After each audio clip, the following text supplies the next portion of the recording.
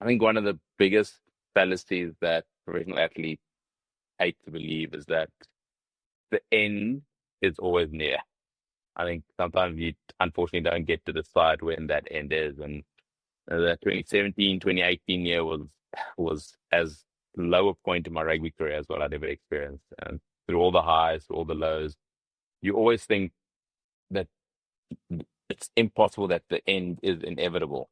Because it's just when you've been so consumed in this thing for so long. And I'll never forget, I sort of had a game on, I think it was the 27th of April, 2017. And I'd gone walking with a dog the day before in France. And like it was on the Thursday before the game on Saturday, and we had the captain run on the Friday. And as I was walking down the one hill, I sort of felt something go in my knee, and I was like, this is interesting.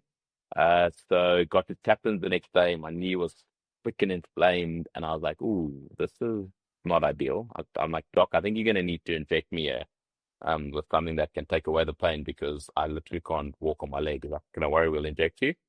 So got injected the Saturday of the game, and again, reflection actually allows for some real brutal honesty.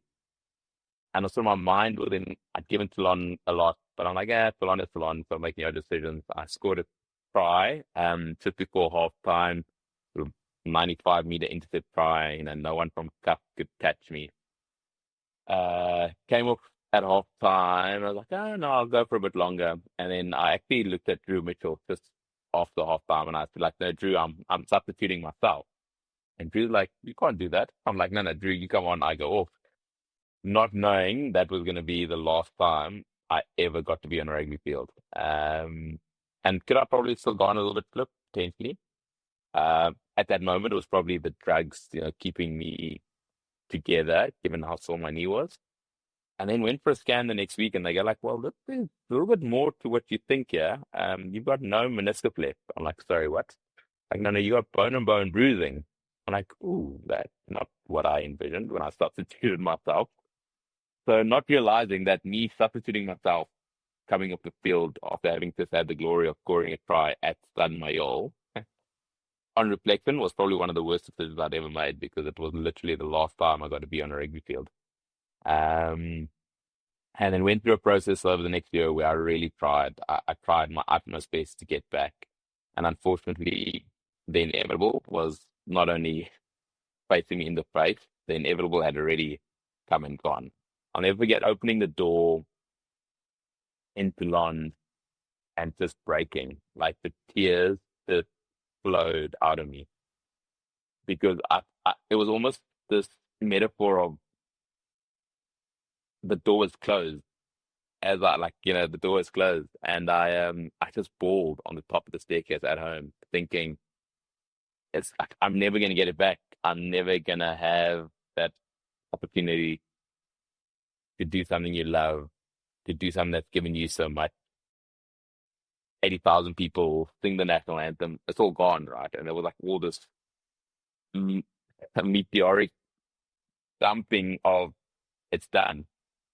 And as I opened the door at the top of the staircase, bawling my eyes out, I'll never forget hearing my 3-year-old have this incredible belly laugh with my wife, who was now pregnant with our second, and realizing as low as that point was for me as an individual, there was more that I needed to live for because there were people that I'm now responsible for, like literally people that I was responsible for. And my 3-year-old had no idea who I was in terms of a rugby player. He just knew me as his dad. My wife had sacrificed so much for me to live out my dream, and she was more than just support. She was the most amazing thing that had ever happened to me. I think for most of us, when you're going through your career and you're so consumed in this unrealistic reality that you're living in, earning a salary of a CEO at 21 years old, traveling the world, flying business class, doing all the cool things.